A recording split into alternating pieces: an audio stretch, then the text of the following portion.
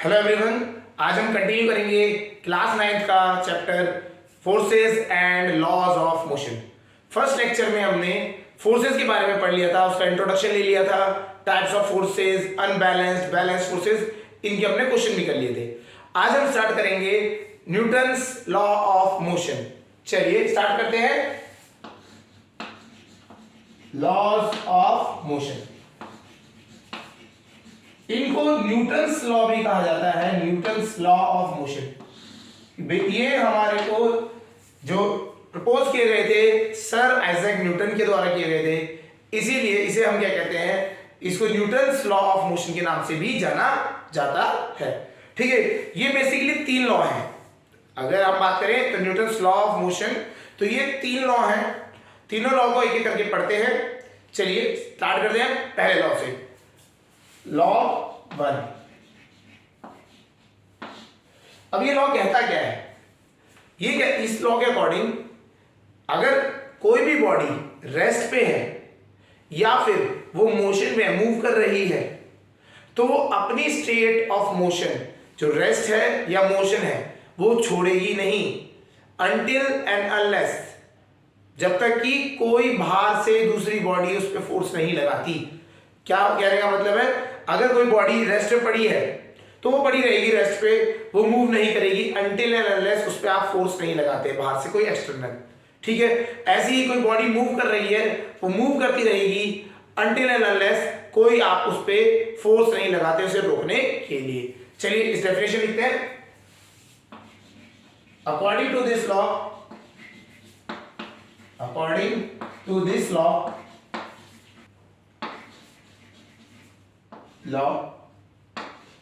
a body at rest, a body at rest or in motion, अगर वो या तो रेस्ट पे वाली बात कर रहे हैं और in motion, will remain at rest, remain at rest or motion unless an external force act on it, an external force acts on it। जब तक कि कोई बाहर से कोई इसमें फोर्स नहीं लगता तब तक क्या है, ये बॉडी अगर रेस्ट पे है तो रेस्ट पे रहेगी, मूव कर रही है तो मूव करती रहेगी। अच्छा, इसमें क्या है, रेस्ट वाली केस के साथ तो कोई प्रॉब्लम नहीं है। काफी लोग आराम से रेस्ट के बारे में बोल देते हैं कि कोई बुक पढ़ी है, वो पढ़ी रहेगी बुक, जब तक कि हम उसे उठाएंगे नहीं या उसको खोलेंगे नहीं, है ना, तो वो रेस्ट पे पड़ी है। बट मोशन में क्या है, अगर मैं एक बॉल को लेता हूँ, थ्रो करता हूँ, वो थोड़ी देर बाद तो रुक जाती है। लेकिन तो ये वाली गलत स्टेटमेंट है ना। कुछ लोग सोचते हैं मतलब कि ये गलत स्टेटमेंट है कि बॉडी आपने मोशन, आप बोल रहे थे कि बॉडी को अगर मैंने मोशन में भेजी है तो वो मोशन में रहेगी। एक्चुअली में तो जाके रुक जा रही है, रुक रही है, बट किस वजह से रुक रही है ये समझो। उस पे एक एक्सटर्नल फोर्स लग रहा है जिसको हम कहते हैं फ्रिक्शन। समझ आया? तो फ्रिक्शन की वजह से वो बॉडी रुक रही है। तो हमें यहां समझना चाहिए अकॉर्डिंग, तो मतलब ये क्या है, अगर एक्सटर्नल फोर्स नहीं लगे फ्रिक्शन का तो वो बॉडी हमेशा मूव करती रहेगी। समझ आ गया नहीं आ गया? तो अगर आप जैसे कोई स्लिपरी बॉडी, स्लिपरी फर्श है ना, तो स्लिपरी वहां पे क्या होता है, वहां पे अगर आप देखेंगे बॉडी को आप स्लो वो कराएंगे, रोल कराएंगे, तो वो बहुत लंबे टाइम तक रोल करेगी। फ्रिक्शन वहां पे भी होता है लेकिन बहुत कम होता है। इसी वजह से हम क्या करते हैं, आपने देखा हो ग्रीसिंग या ऑयलिंग करते हैं, ठीक है ना, तो क्या होता है, फ्रिक्शन को कम करने के लिए होता है। तो हमें यहां समझना है कि अगर एक बॉडी एट रेस्ट है और in motion, will remain at rest और in motion until an external force act on it. अब जब तक कि कोई बाहर का फोर्स उस पर एक्ट नहीं होगा, तो ये क्या है, ये आपकी स्टेट ऑफ मोशन, रेस्ट की बात कर लें या मोशन की बात कर लें, तो दोनों में वो मेंटेन रहेगी। समझ आ गया? तो ये इसको लॉ को हमें समझना है। अच्छा, इस लॉ को ना एक और नाम से जाना जाता है, गैलीलियोस लॉ ऑफ इनर्शिया। ठीक है, अगर हम बात करें, this law is also known as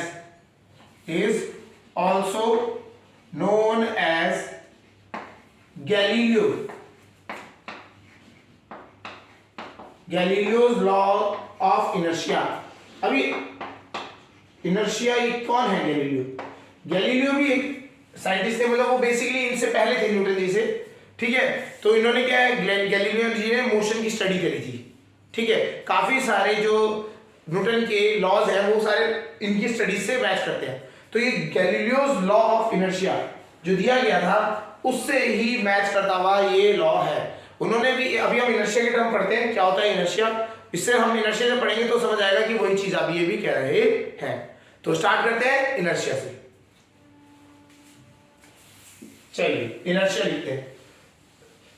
समझ आया होगा फर्स्ट लॉ कि अगर एक बॉडी रेस्ट पे है या फिर वो मोशन में है, वो अपनी स्टेट ऑफ रेस्ट और मोशन चेंज नहीं करेगी जब तक कि कोई एक्सटर्नल फोर्स उस पर लगे नहीं। ओके, चलिए अब अगली जो हेडिंग है दैट इज इनर्शिया। इस लॉ को हमने क्या बताया, गैलीलियोस लॉ ऑफ इनर्शिया भी कहा जाता है। तो हम इनर्शिया होता क्या, ये इनर्शिया वर्ड है क्या, मतलब इसका क्या सिग्निफिकेंस है ना, तो इसको हम समझते हैं। ठीक है, फर्स्ट लॉ जो अगर हम बात करें न्यूटन का, वो बेसिकली इनर्शिया ही, लॉ ऑफ इनर्शिया ही है। कायदे से अगर हम बात करें तो लॉ ऑफ इनर्शिया ही है। अब ये इनर्शिया होता क्या है समझते हैं। Inertia is, it is the unwillingness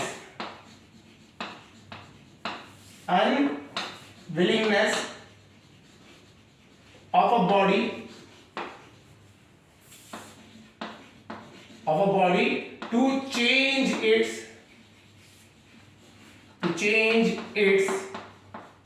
state of motion,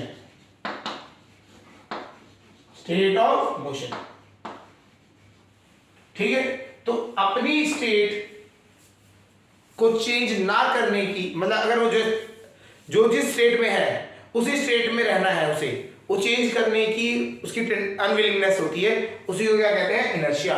मतलब वो चेंज करना नहीं चाहता, वो कांस्टेंट स्पीड से मूव कर रहा है तो कांस्टेंट स्पीड से मूव करना चाहता है, वो एक्सेलरेटेड मोशन से कर रहा है तो वो करता ही चले जाना चाहता है। ऐसी रेस्ट पे है तो रेस्ट पे रहना चाहता है, कहीं जा रहा है किसी डायरेक्शन में जा रहा है तो उसी डायरेक्शन में जाना चाहता है। तो जो अब जिस स्टेट में है वैसा ही रहना चाहता है, इसे क्या कहा जाता है, इनर्शिया कहा जाता है। ठीक है, तो जैसे कि होता है आप जब रुके हुए हैं, आप बैठे हुए हैं, तो आपको उठने में ज्यादा ताकत लगानी पड़ती है ना। आप चल रहे हैं, जैसे आप चल रहे हैं तो नॉर्मली चलते चलते आपको ज्यादा ताकत नहीं लगानी पड़ रही है, आप नॉर्मली चल सकते हैं। लेकिन आप रुके हुए हैं तो आपको उठ के चलना है, तो स्टार्टिंग में आपको ज्यादा ताकत लगानी पड़ती है। वो बेसिकली किस वजह से होती है, वो होती है इनर्शिया की वजह से, क्योंकि आपकी बॉडी मूव नहीं करना चाहती, वो वहीं रहना चाहती है। वो अपनी जिस स्टेट में हो, आप रेस्ट में हो तो रेस्ट में रहना चाहती है। ठीक है, तो इसी को क्या गया, इनर्शिया कहा गया। अच्छा, इनर्शिया जो होती है ना, ये हर बॉडी जिसके पास मास है, ये उसकी इनबिल्ट प्रॉपर्टी है। ठीक है, मतलब कोई भी बॉडी जिसके पास मास है तो वहां उसके पास इनर्शिया होगा ही होगा। क्लियर है, तो ये भी पॉइंट होता है। चलिए अब इसको देखते हैं, इनर्शिया के टाइप्स होते हैं क्या। यस, इनर्शिया के 3 टाइप्स होते हैं। इनर्शिया के 3 टाइप्स होते हैं। पहला होता है inertia of rest, inertia of rest, next inertia of motion, inertia of motion, and last inertia of direction, inertia of direction।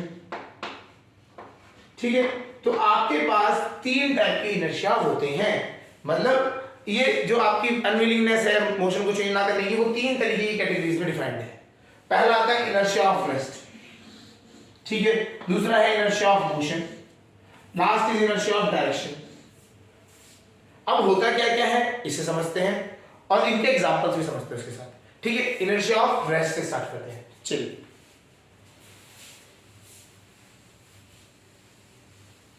Inertia of rest,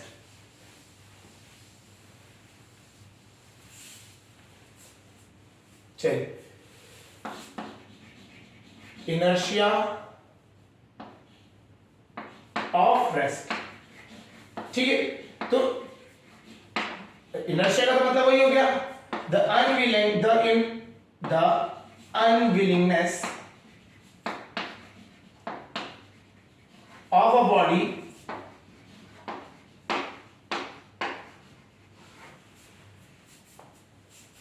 to change its state of rest. मतलब वो अपने आप को रेस्ट पे रहना देना चाहते हैं, वो मूव नहीं करना चाहते, या फिर वो अपनी रेस्ट की जो पोजीशन है उससे वो हिला नहीं जाता। मतलब आप मान लीजिए उसको आप मूव कराने में आपको क्या करना पड़ेगा, मेहनत करनी पड़ेगी, नहीं तो वो अपने जगह पे रुके रहने की कोशिश करेंगे। तो इस इनर्शिया को कहा जाता है इनर्शिया ऑफ रेस्ट। ठीक है, इसको समझते हैं, एग्जांपल से समझते हैं। आप क्या करें, आप सपोज करिए हम बस में ट्रैवल करते हैं, तो हम बस में खड़े हैं, ठीक है, हम एक बस मान लेते हैं, कोई या कोई भी व्हीकल है उसके, ट्रेन में या कहीं पे किसी भी आप जगह पे खड़े हैं, है ना, बस पे ऐसे खड़े, बस अभी रुकी हुई है, अभी बस रुकी हुई है, आप भी रुके हुए, दोनों के दोनों क्या है, रेस्ट पे, ठीक है। अब होता क्या है, जैसे ही बस चलती है, अगर बस बात करें, बस जैसे चलने लगेगी तो हमें क्या होता है, हम पीछे को गिरते हैं। देखा है कभी, अगर हम जैसे खड़े हैं तो बस एकदम से जैसे स्टार्ट हो जाए, एक झटका लेके स्टार्ट होती है तो हम पीछे को गिरते हैं। होता क्या है, इसको समझते हैं। ये जो केस है ना, ये हो रहा है due to inertia of rest. ये जो हमारा जो सिनेरियो है, यहाँ पे इनर्शिया ऑफ रेस्ट का रोल आता है। कैसे समझते हैं, ठीक है। पहले बस क्या रुकी हुई थी, पहले जो बस रुकी हुई थी, तो हमारी बॉडी और बस दोनों एक दूसरे के कांटेक्ट में है, वो रुकी हुई थी, ठीक है, दोनों के दोनों रुके हुए थे। अब क्या हुआ है, बस तो मूव करने लग गई, अब तो बस मूव करने लग गई। जैसे ही बस मूव करेगी तो बस का जो फ्लोर है ये भी मूव करेगा, ये जो बस का फ्लोर है ये भी तो मूव करेगा, है ना, तो बस का फ्लोर मूव करने लग गया।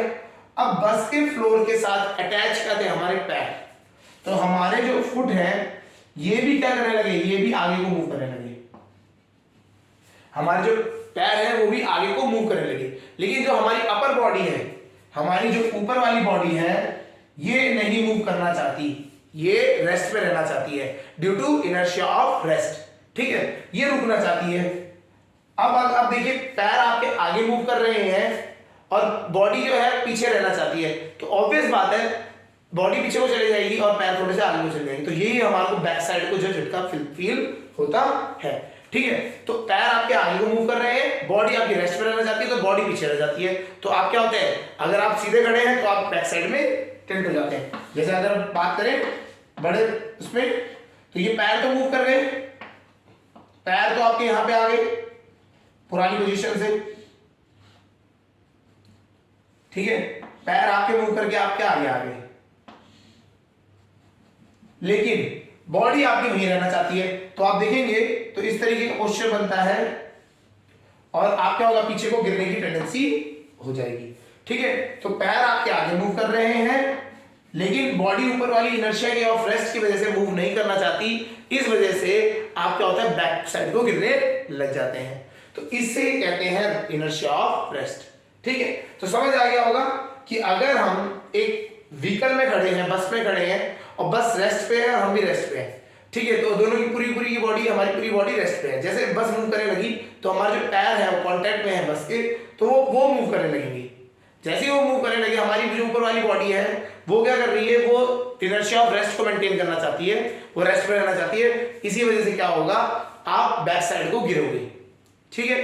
लेकिन जब आप सीट पे बैठे होते हो, अगर हम बात करें सीट पे बैठे हुए लोगों के लिए, सीट पे जब अगर वो बैठे होते हैं तो आपका जो शोल्डर होता है ना, वो क्या होता है, वो आपका जो आपका शोल्डर है, बैक और हेड, ये जो है, अगर आप आराम से बस पे लगा के बैठे हैं, ठीक है ना, बैक और आपका बैक पूरी बॉडी बस से टच करके रखे हैं, तो क्या होगा, पूरी की पूरी सीट मूव करेगी। तो इस टाइम पे पूरी की पूरी क्या होती है, अपनी गाड़ी मूव करती है, और कुशन्स होने की वजह से आपको फील होता तो है कि थोड़ा बैक साइड जा रहे हैं, लेकिन वो उसका इफेक्ट क्या होता है, बहुत कम होता है, तो काफी टाइम महसूस नहीं होता। जब बैठे हुए होते हैं तब ये चीज आपको महसूस कम होगी, ठीक है, अगर आपको पूरी की पूरी गाड़ी से कनेक्टेड है। क्लियर हो गया यहाँ तक? चलिए, मोशन में अगर बात करें, मोशन ऑफ इनर्शिया और इनर्शिया ऑफ रेस्ट, ठीक है, वो आपको समझ आ गया होगा, मोशन में चेंज ना होने की टेंडेंसी, ठीक है। अगला जो आता है inertia of motion, inertia of motion, ठीक है, ठीक है।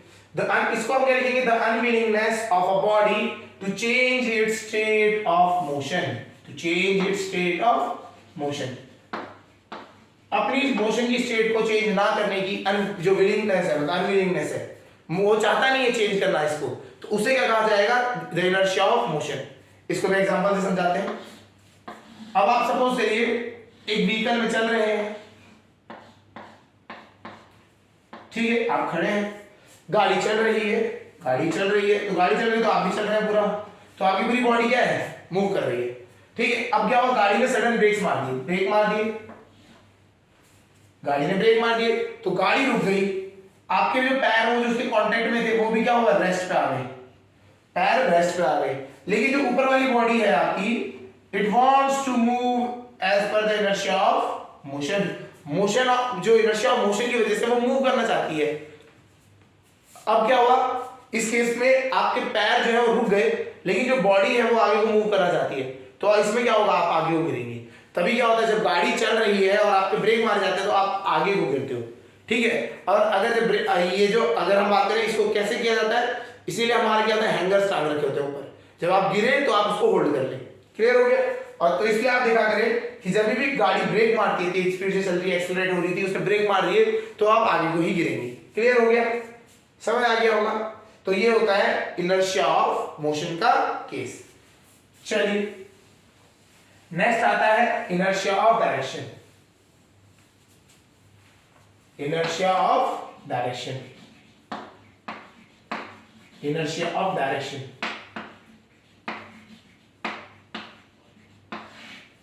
ये क्या है, the unwillingness of a body to change it's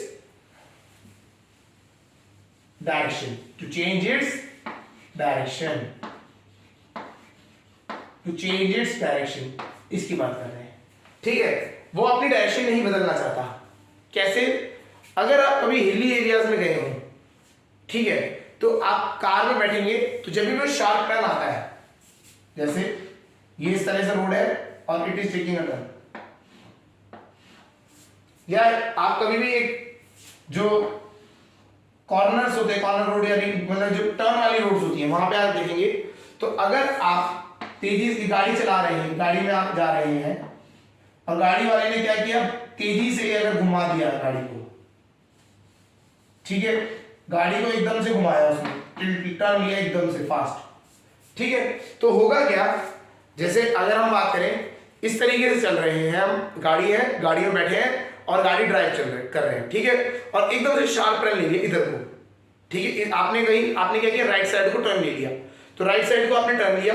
अब होगा क्या, जब राइट साइड को टर्न लेने की बारी होगी तो आपका क्या है, आप बैठे हुए हैं, है ना, आप यहाँ खड़े हैं, सपोज करिए खड़े हैं, तो गाड़ी जो है वो राइट मुड़ गई, सारी आपके जो पैर है कनेक्टेड है जो गाड़ी के बेस से, वो भी कहाँ, राइट को मुड़ गए। तो पैर तो चलेंगे राइट को, लेकिन ऊपर वाली बॉडी वो चाहती है सीधा ही चलने के लिए, तो ऊपर वाली की जो ऊपर बॉडी की जो है, ऊपर जो बॉडी आपकी, its willingness to move in the same direction, तो उसकी वजह से क्या होगा, पैर तो आपके इधर चलेंगे और आप क्या होगा, इस साइड को गिर जाएंगे। तो जब भी आप राइट साइड को गाड़ी मुड़ती है तो आप लेफ्ट साइड को गिरते हैं, और अगर लेफ्ट साइड को गाड़ी मुड़ती है तो आप राइट साइड को गिरते हैं। तो ये फिनोमिना जो है, it is only due to inertia of direction, कि आप क्या है, आपकी जो अपर बॉडी है वो क्या है, वो उसी डायरेक्शन में मूव करते रहना चाहती है, लेकिन क्या हुआ है, आपकी गाड़ी टर्न ले चुकी है, तो आपके जो पैर है नीचे ये जो कनेक्टेड है बॉडी से, वो क्या हुआ, उस बॉडी के साथ मूव कर चुके हैं, गाड़ी के साथ वो मुड़ चुके हैं, तो आपकी अपर बॉडी जो मोशन में रहना चाहती है, उस डायरेक्शन में रहना चाहती है, तो वो गिर जाती है इधर। ठीक है, चलिए, तो इनर्शिया ऑफ डायरेक्शन, इसे कहा जाता है इनर्शिया ऑफ डायरेक्शन। चलिए, तो आपको इनर्शिया समझ आ गया होगा। हमारे पास तीन तरीके के इनर्शिया होते हैं, एक होता है inertia of rest, inertia of motion, inertia of direction. Clear हो गया। तो हमारे जो इनर्शिया है, ये अनविलिंगनेस है बॉडी की, जिसकी वजह से वो अपनी उसी कंडीशन स्टेट ऑफ मोशन में रहना चाहती है, इसे कहा जाता है इनर्शिया। ठीक है, तो यही फर्स्ट लॉ ने डिस्क्राइब किया, कि उसने ये बोला कि अगर कोई बॉडी रुकी हुई है या फिर वो मूव कर रही है, उसको अगर आप मतलब आपको उसको चेंज करना है, उसकी स्टेट को, रुकी हुई से मोशन में लाना है, मोशन को रोकना है, तो आपको क्या करना पड़ेगा, बाहर से एक्सटर्नल फोर्स लगाना पड़ेगा। तो जब तक वो एक्सटर्नल फोर्स नहीं लगेगा तब तक वो बॉडी वैसी की वैसी ही रहेगी। समझ आ गया। चलिए, ये स्टेटमेंट थी। अब आता है second law 2, second law of motion. ठीक है, इस लॉ को अगर हम बात करें तो ध्यान से समझना है, ये इंपॉर्टेंट लॉ है। ठीक है, यहां से फोर्स की डेफिनेशन आती है, अगर हम बात करें फॉर्मूला आता है, यहीं से आता है। ठीक है, चलिए क्या करते हैं, अकॉर्डिंग टू दिस लॉ, अगर हम बात करते हैं तो अकॉर्डिंग टू दिस लॉ, यहीं से सीधा लिखना स्टार्ट करते हैं। the rate of change of momentum, the rate of change of momentum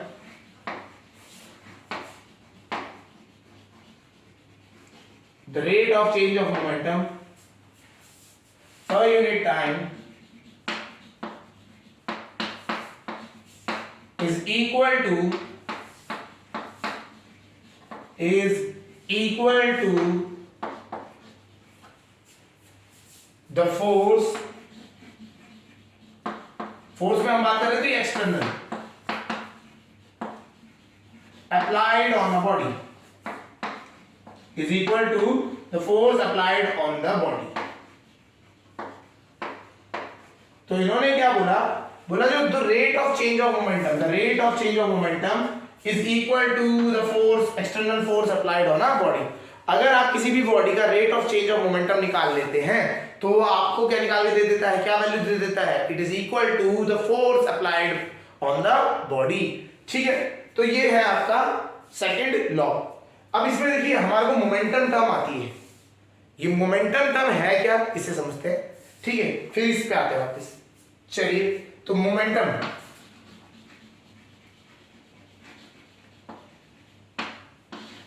अगर हम बात करें मोमेंटम है क्या, momentum is the measure of quantity of motion. हम ना क्वांटिटी ऑफ मोशन का मेजर है. It is the measure of quantity of motion. कितना quantity motion of motion in a body, of motion in a body. एक body में कितना quantity है motion का. ठीक है, तो इसको समझते हैं. जब ये मोमेंट, ये देखिए स्टेटमेंट से इतना ज्यादा क्लियर नहीं होता पॉइंट. ठीक है, अगर हम एक एग्जांपल लेके चलते हैं इसको. एक दो जने हैं आपके पास, पर्सन ए है, पर्सन बी है. ठीक है, पर्सन ए का वेट है आपका 40 kg, पर्सन बी का वेट है 80 kg. अगर मैं इन दोनों को, एक 40 kg के एक आदमी को और एक 80 kg के, दोनों को रन करवा रहा है. अगर दोनों को रनिंग करानी है और दोनों एक ही स्पीड में भाग रहे हैं, फॉर एग्जांपल कोई भी एक पर्टिकुलर स्पीड है इनकी 20 किलोमीटर पर आवर की स्पीड, मैंने इन दोनों को भगा रखा है. ठीक है, तो किसमें ज्यादा क्वांटिटी ऑफ मोशन होगा. अगर हम बात करें किसमें ज्यादा क्वांटिटी ऑफ मोशन होगा, देखिए पतला वाला आसानी से आप उसको एक्सेलरेट करा सकते हैं. आप उसको, एक हल्की बॉडी है, उसको आप आराम से भगाएंगे, वो भाग जाएगा आगे को. ठीक है, आपने कुछ उसके पीछे, अगर आपने सपोज करिए वो भाग वैसे भी नहीं रहे, आप क्या करें पीछे सपोज करिए कुछ आपने मैकेनिज्म लगा दिए, कुछ जेट पैक लगा दिए, तो हल्की बॉडी है तो जेट पैक कम एनर्जी लेगा और पास कर देगा. ठीक है ना, आगे उसको आगे भेज देगा. लेकिन जो भारी होगा उसको जो मोशन में लाने के लिए आपको ज्यादा एनर्जी लगानी पड़ रही होगी, ज्यादा उस पर वर्क करना पड़ रहा होगा, या फिर आप कह सकते हैं ज्यादा क्वांटिटी ऑफ मोशन देना पड़ रहा होगा. ठीक है, तो इसी चीज को मेजर करने के लिए हमने टर्मिनोलॉजी दी मोमेंटम. ठीक है, तो ये दिखाता है कि कितना क्वांटिटी ऑफ मोशन है इन अ बॉडी. तो इसको मेजर करने के लिए अगर हम इसको एक और नाम से ले सकते हैं, it is also defined as, इसका फॉर्मूला जो है उस फॉर्मूले की बेस पे अगर हम बात करें, it is also defined as product of mass and velocity. Mass and velocity, product of mass and velocity. तो ये जो मोमेंटम है it is a product of mass and velocity. इसको डिनोट किससे किया जाता है, इसको डिनोट किया जाता है P से, और हमने एक एरो बनाया ऊपर. इसका मतलब क्या है, it is a vector quantity. It is a vector quantity. ये वेक्टर क्वांटिटी है और इसकी यूनिट क्या है, SI यूनिट की अगर हम बात करें तो मास का यूनिट है kg, मास का यूनिट है kg और वेलोसिटी का यूनिट है मीटर पर सेकंड. तो इसकी यूनिट होती है kg मीटर पर सेकंड. तो इसकी ऐसा यूनिट है kg मीटर पर सेकंड. ठीक है, तो मोमेंटम अगर आप P की बात करें, P is defined as mass into velocity का प्रोडक्ट. ठीक है, मास इनटू वेलोसिटी. तो ये मोमेंटम एक टर्मिनोलॉजी है. तो ये बोल रहा है कि the rate of change of momentum of a body is equal to the force applied. ठीक है, तो ये सेकंड लॉ, ये स्टेटमेंट कह रहा है मोमेंटम हमने समझ लिया, it is the measure of quantity. और इसको हम कहते हैं, अगर एक फिजिकल क्वांटिटी है और उसको डिनोट कैसे किया जाता है, मास इनटू वेलोसिटी से. ठीक है, चलिए अब इसको देखिए, हमने सेकंड लॉ को डिराइव क्या कर, जो ये कहना क्या चाहता है उसको समझते हैं. वो कहना क्या चाहता है इसको समझ लेते हैं।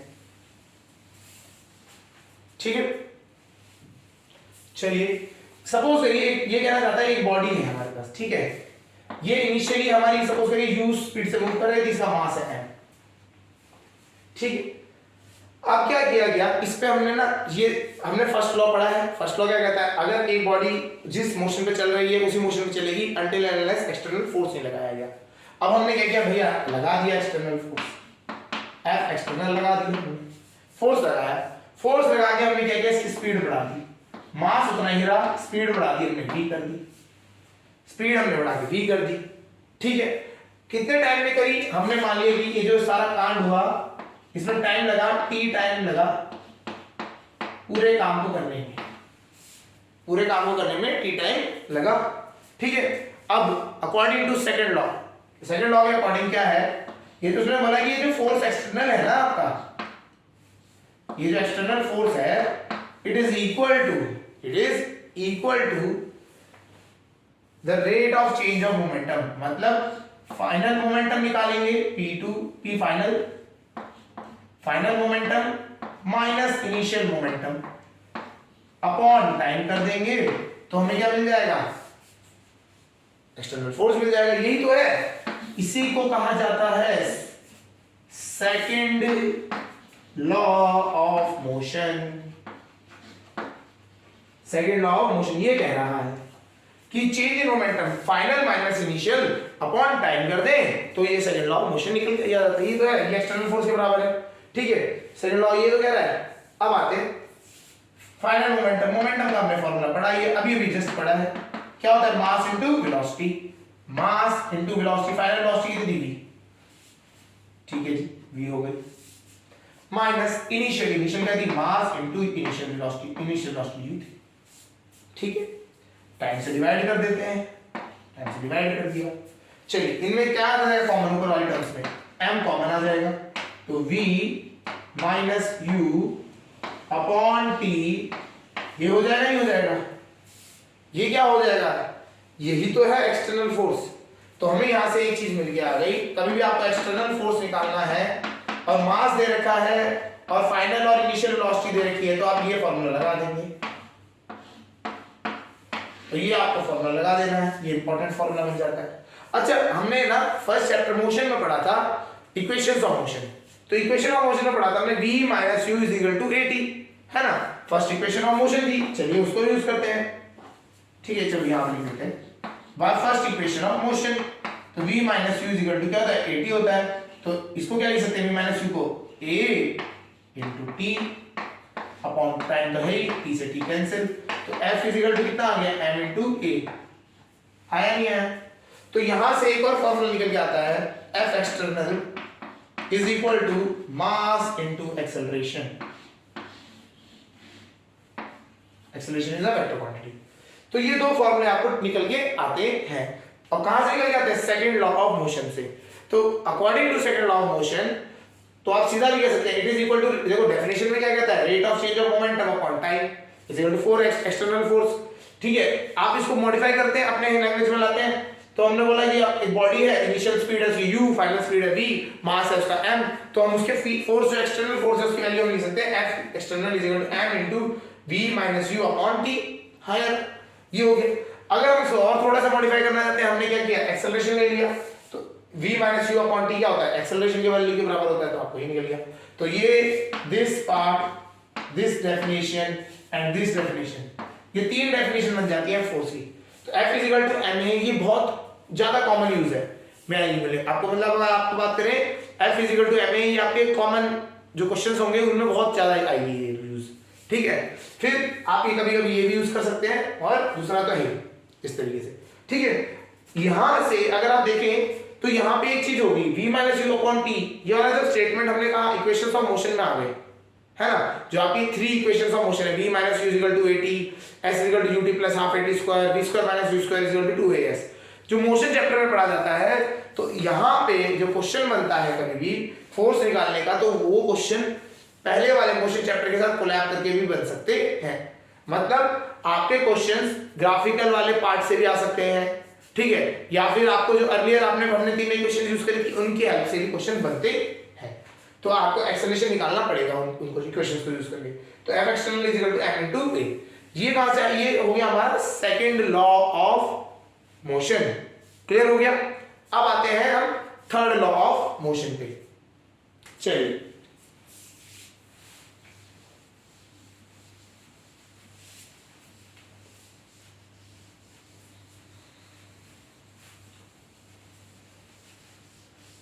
थर्ड लॉ ऑफ मोशन बहुत सिंपल है। Law third law, according to this law, to every action there is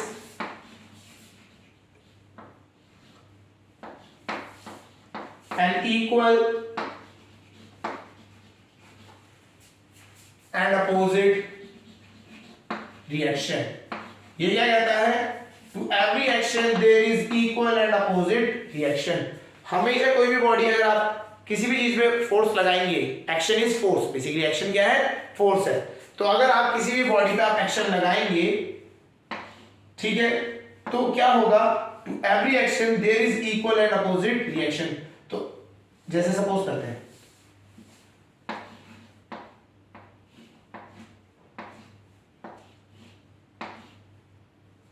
आप क्या कर रहे हैं? आप इस दीवार पे फोर्स लगा रहे हैं, ठीक है, आप इस दीवार पे फोर्स लगा रहे हैं, तो उतना ही फोर्स एक दीवार आप पे भी लगाएगी, ठीक है। तो ये जो हो गया, जो हम फोर्स लगा रहे हैं इट इज एक्शन, और जो वापस मिला हमें वो है रिएक्शन, ठीक है। तो क्या होता है? To every action there is equal and opposite reaction. अच्छा, अब यहां पे ना बहुत इंपॉर्टेंट पॉइंट समझने। पहली चीज, इक्वल तो हमें समझ आ गया कि इक्वल है। अपोजिट मतलब जब अपोजिट कह रहा है, अपोजिट रिएक्शन, जब वो अपोजिट कह रहा है, ठीक है, अपोजिट कहने का मतलब क्या होता है? It is vector. अगर ये वेक्टर क्वांटिटी होती है ना, फोर्स क्या होती है? वेक्टर क्वांटिटी होती है। अपोजिट मतलब उसी डायरेक्शन में, बस क्या हो गया है? बैक साइड को हो गया, मतलब एक ही लाइन के अलोंग लगेगा। मतलब आपका फोर्स इधर को लग रहा है तो अपोजिट डायरेक्शन मतलब उसी लाइन में होगा, एक ही लाइन में होंगे दोनों, मतलब दोनों के दोनों जो फोर्सेज हैं वो सेम लाइन ऑफ एक्शन में हैं, मतलब एक ही लाइन पे लाई कर रहे हैं। मतलब आपको अगर जिस डायरेक्शन में आप लगा रहे हो उसी डायरेक्शन में आपको फोर्स मिल रहा है। जैसे हम खड़े हैं तो हम जमीन में नीचे वर्टिकली डाउनवर्ड लगा रहे हैं, तो जो फोर्स लग रहा होगा हमारे को, इसका रिएक्शन जो मिल रहा होगा वर्टिकली अपवर्ड मिल रहा होगा। तो सेम क्या होता है? लाइन ऑफ एक्शन में होता है। तो आप बोलोगे ऐसा फिर ये तो कट जाएगा, ऐसे से एक दूसरे से कट जाएगा। नहीं कट सकता। नहीं, क्यों नहीं कर सकता? बिकॉज ये दोनों फोर्स अलग अलग बॉडी पे लग रहे हैं, ठीक है, ये एक दूसरे को कैंसिल नहीं करते हैं क्योंकि ये अलग अलग बॉडी पे लग रहे हैं। कैसे? जो पहला वाला फोर्स है वो लग रहा है दीवार पे, ये वाला फोर्स लग रहा है दीवार पे, और जो दूसरा फोर्स लग रहा है आप पे। अगर हम जब भी कैंसिल कब करते हैं बॉडी पे, जब हम ये फोर्स कैंसिल क्यों करते हैं? जब एक ही बॉडी पे फोर्स लग रहा है, ये एक फोर्स लग रहा है दूसरी बॉडी पे, एक फोर्स लग रहा है हमारे ऊपर। अगर बात करें तो एक इधर को लग रहा है, एक दूसरी बॉडी पे लग रहा है। डायरेक्शन अलग, डायरेक्शन अपोजिट है, एक ही लाइन में लाई कर रही है अपोजिट डायरेक्शन, लेकिन ये कैंसिल आउट नहीं करेंगे। क्यों? Because they are acting on different bodies. तो यहां पे हम लिख लेते हैं एक्शन एंड रिएक्शन,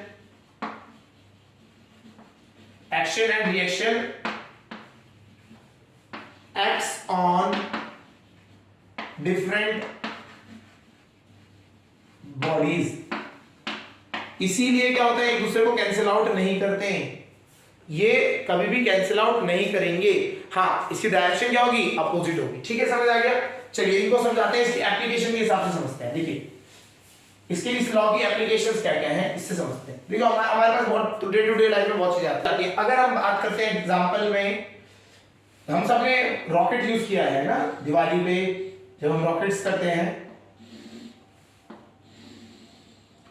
ठीक है, इस पे करते हैं, फिर डे टू डे लाइफ वाले में और भी आते हैं। हमने क्या किया? एक कांच की बोतल में इस रॉकेट को रख दिया, ठीक है। इसको क्या करते हैं हम यहाँ पे इस टाइप से, ठीक है। अब हमने क्या किया, हमने इस रॉकेट को यहां पे हम क्या करते हैं, आग लगाते हैं, ठीक है, फायर लगा दी,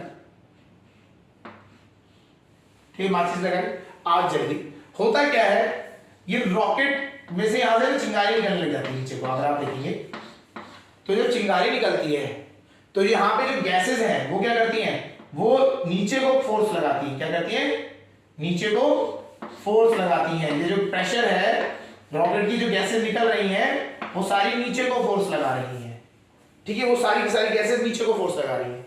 और तो ये क्या हो गया, ये एक्शन हो गया, ठीक है। और अब क्या है, इसका रिएक्शन किसको मिलेगा, रिएक्शन इसको मिलेगा। ये तो देखो, ये जो फोर्स है, ये वाला जो फोर्स है, ये किस पे लग रहा है, ये तो गैसेस पे लग रहा है, नीचे जो गैसेस है उस पे नीचे को फोर्स लग रहा है, या आप मान लीजिए नीचे सरफेस है उस पे लग रहा है, जमीन पे, ठीक है। उसका रिएक्शन कहां मिलेगा, इस रॉकेट को मिलेगा।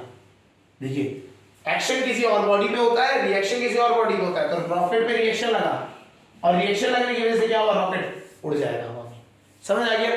तो to every action there is equal and opposite reaction. तो एक एप्लीकेशन तो क्या होती है, रॉकेट प्रोपल्शन, रॉकेट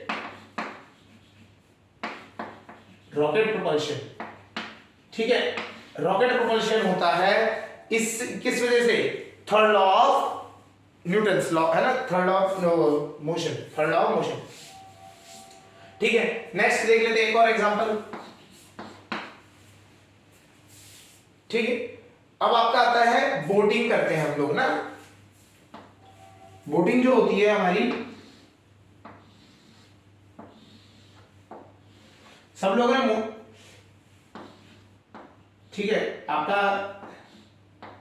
चप्पू वाला, तो चप्पू बोटिंग तो सबने देखी होगी, चप्पू जो चलते हैं, ठीक है, ऐसा ही एक उस साइड को होगा, दूसरी साइड, ठीक है।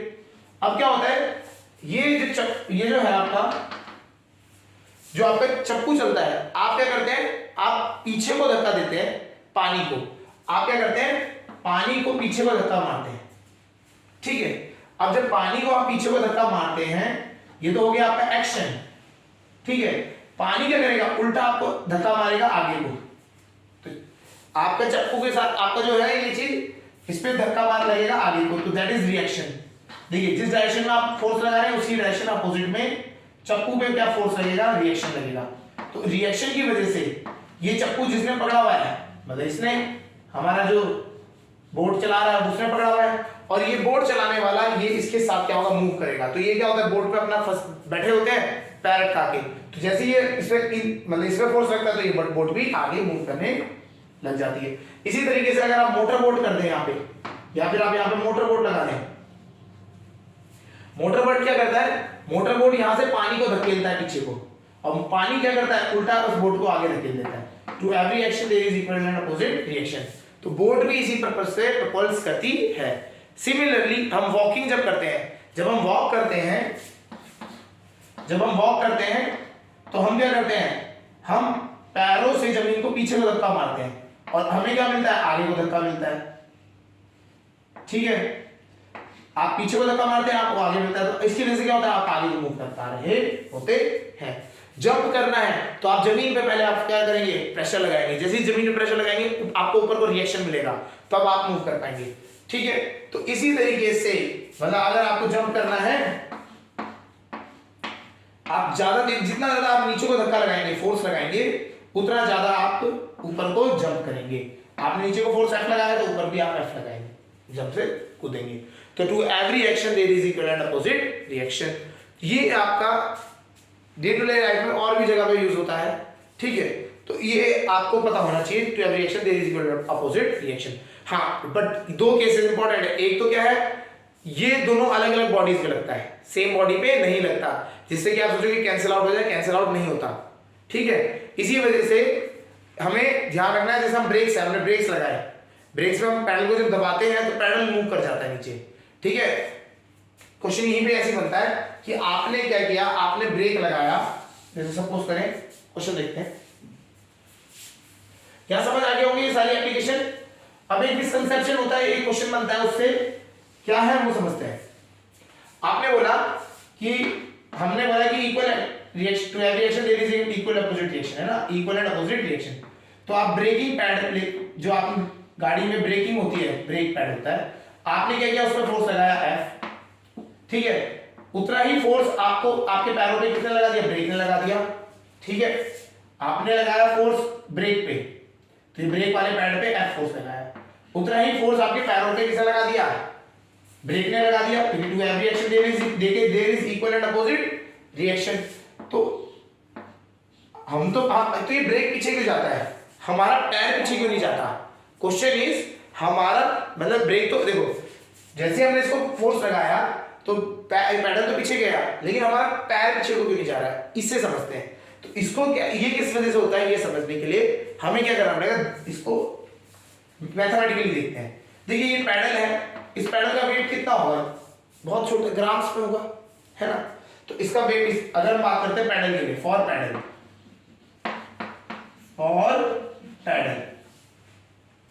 ठीक है, कि F फोर्स तो दोनों में लग रहा है, F लगेगा। इसका मास कितना होगा पैडल का, m, छोटा m होगा, तो छोटा m लिख दिया पैडल, ठीक है। एक्सेलरेशन हो गया E ऑफ पैडल, हाँ है ना, ठीक। अब बात करते हैं फॉर लेग का वेट पैडल के हिसाब से ज्यादा होगा और एक्सेलरेशन L, हाँ यार, ठीक है। दोनों के फोर्स सेम है, दोनों का फोर्स सेम होने की वजह से अगर इनको कंपेयर कर सकते हैं, नहीं कर सकते, कर सकते हैं। तो MP AP is equal to ML AL, हाँ यार। अब आप देखिए अगर मेरा पैडल का मास कम है, पैडल का मास, चलो इसको पहले रेशियो में ले आते हैं, रेशियो की फॉर्म में आएंगे तो और अच्छा रहेगा, ठीक है। तो AP upon capital AL is equal to कितना हो जाएगा, क्रॉस मल्टीप्लाई करेंगे, ये नीचे आया था, ये नीचे आ गया, तो इससे आप समझेंगे ml क्या है, बड़ा है, ml बड़ा है, मास ऑफ लेग क्या है, ज्यादा है, पैडल का मास कम है, तो ये वाली वैल्यू क्या हो जाएगी, ये वैल्यू ग्रेटर देन 1 हो जाएगी, हाँ या ना, ये 1 से बड़ी हो जाएगी। इसका मतलब क्या है, जो पैडल का एक्सेलरेशन है ज्यादा होगा एज कंपेयर टू लेग का, है ना। तो यहां पे हमें समझना है, जिस चीज का एक्सेलरेशन ज्यादा होगा वो चीज पहले वो मूव करेगी, समझ रहे। तो इसलिए क्या है, पैडल का एक्सेलरेशन ज्यादा है तो पैडल नीचे को मूव कर जाएगा, लेग पीछे को कम मूव करेगा, समझ आया। तो यहीं से एक कंसेप्ट आता है कि आपको देखना है कि किसका एक्सेलरेशन ज्यादा है, जिसका एक्सेलरेशन ज्यादा है वो चीज मूव करती हुई दिखाई देगी आपको, ठीक है। चलिए एक क्वेश्चन ऐसे ही एक और बनता है, न्यूटन जी का वो एक थ्योरी तो आपको पता ही होगा, सुना भी होगा कि भाई आप वो क्या थे, गार्डन में बैठे हुए थे, इस तरीके से एक एप्पल ट्री था, वो एप्पल गिरा नीचे, ठीक है। तो एप्पल जब नीचे गिरा, देखिए हमें पता है ग्रेविटेशनल फोर्स है, तो अर्थ जो है, अर्थ ने क्या किया, इस पे फोर्स लगाया, अर्थ ने क्या किया, एप्पल पे फोर्स लगाया F, उतना ही फोर्स एप्पल ने अर्थ पे लगा दिया F, दोनों ने सेम फोर्स लगाया। तो एप्पल ही क्यों जमीन पे आता है, जमीन उठ के एप्पल पे क्यों नहीं जाके लगती, क्वेश्चन यहां आता है, ठीक है। इसको समझते हैं। देखिए एप्पल के लिए अगर हम बात करें तो mass of Apple into acceleration of Apple हो जाएगा, और फॉर अर्थ के लिए बात करें मास of earth into acceleration of अर्थ, हाँ या ना, दोनों सेम है फोर्स, तो कंपेयर करेंगे तो mass of earth upon mass of apple is equal to, ठीक है, acceleration of apple upon acceleration of earth, inverse भी हो जाएगा, हाँ या ना। तो आप देखेंगे मास ऑफ अर्थ बहुत ज्यादा होता है, बहुत ज्यादा होता है compare to mass of apple, apple का तो मास कुछ भी नहीं है, तो ये बहुत ज्यादा है, ज्यादा होने की वजह से एक्सेलरेशन ऑफ एप्पल क्या हो जाएगा, बहुत ज्यादा हो जाएगा। जब भी आप फ्रैक्शन में लिखते हैं तो बड़ी चीज के सामने बड़ी चीज होती है, छोटी चीज के सामने छोटी चीज, acceleration of apple will be very very greater as mass of earth is very very greater. तो इस वजह से हमारी एक्सेलरेशन ज्यादा होने की वजह से हमें एप्पल क्या होता है, जमीन पे गिरता हुआ मिलता है। जिसका एक्सेलरेशन कम होगा वो क्या होगा, वो मूव करेगा, यहाँ पे ये समझना है, ठीक है। दूसरा भी मूव करेगा लेकिन उसकी एक्सेलरेशन बहुत कम होने की वजह से वो कंपैरेटिवली कुछ इफेक्ट नहीं दिखा देता है। क्लियर हो गया। तो यहां से हमें समझना है ये वाला पॉइंट। अगर ये क्वेश्चन आ जाता है कि आपसे कोई पूछ ले अर्थ जो है वो एप्पल पे जितना फोर्स लगा रही है उतना ही एप्पल अर्थ पे लगा रहा है, तो अर्थ क्यों नहीं मूव कर रही, तो यहां पे से आपको ये सॉल्यूशन देना पड़ेगा, ठीक है। नेक्स्ट एक लास्ट एक जो हम बात करें टर्मिनोलॉजी आती है इम्पल्स। ये जो टर्मिनोलॉजी है, जब हम अभी सेकंड लॉ ऑफ मोशन पढ़ रहे थे तब एक स्टेटमेंट आई थी हमारे पास, अगर हम बात करें F is equal to P final minus P initial, यही तो था फर्स्ट सेकंड लॉ। तो ये टी को हम इधर लेके आ जाते हैं,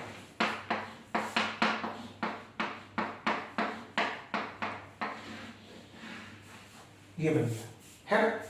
अगर हम बात करें बहुत, जब हम देखो एक तो होता है कि हम जब बहुत ज्यादा लार्ज वैल्यू मतलब टाइम की बात कर रहे हैं, जब लार्ज टाइम की बात कर रहे हैं तब तो ये टी की वैल्यू होती है कुछ, है ना। अगर हम बात करें बहुत छोटा टाइम है, बहुत ही फ्रैक्शनल ऑफ सेकंड्स का काम हो रहा है, उसको हम कहते हैं इम्पैक्ट। उसे क्या कहते हैं? इम्पैक्ट। क्या होता है, जैसे आपने हथौड़ा है, एक हथौड़ा लिया आपने, उसको आपने क्या किया, हिट किया एक नेल पे, तो आपका क्या हुआ, जो आपका जो हैमर है आपका, वो नेल पे जो टकराया तो वो क्या हुआ, बहुत फ्रैक्शन ऑफ सेकंड्स के लिए टकराया, ठीक है। तो इंपैक्ट क्या होगा, चेंज हो जाएगा। अगर आप देखिए सिंपल एक एग्जांपल लीजिए, अगर हमने क्या किया, एक कील आपने रखी वुड पे और ऊपर से एक हैमर रख के दबाने लगे हल्के हल्के, जैसे ये रखा आपने, ठीक है, और आपने हैमर लिया और हैमर से हल्के हल्के दबा रहे हैं, तो उसका जो इफेक्ट है, और आप ऊपर से लेके आए एक झटका मारा अपना, आपने मारा, तो उसका इम्पैक्ट, दोनों का इम्पैक्ट अलग होगा, ठीक है। तो जो हम जो एकदम से मारते सडन जो जर्क देते हैं, इसका इम्पैक्ट ज्यादा होता है, ठीक है। आपने देखा होगा कराटे जो एक्सपर्ट होता है, मार्शल आर्ट एक्सपर्ट्स, वो क्या करते हैं, एक बहुत तेजी से स्विंग करके लेके आते हैं, तभी वो एक टाइल्स को तोड़ पाते हैं, ठीक है। अगर हल्के से लेके आके या हाथ रख के आप उसमें दबाओगे तो टाइल्स नहीं टूटती हैं, ठीक है, एक इम्पैक्ट तो टूट जाएगी। तो वो इम्पैक्ट क्या होता है, अगर आप बहुत टाइम को बहुत ही ज्यादा कम रखेंगे तो उससे हम कहते हैं इम्पैक्ट। तो उसको जो मेजर करने के लिए उसको हम मेजर करते हैं इम्पल्स से। तो it is defined as total impact of force, total impact of force, force का टोटल इम्पैक्ट बता रहा था है, ठीक है। Impact of force, total impact of force बताता है। और अगर हम बात करें इट इज द चेंज, अगर हम बात करते हैं तो ये क्या होता है, it is the change in the momentum of a body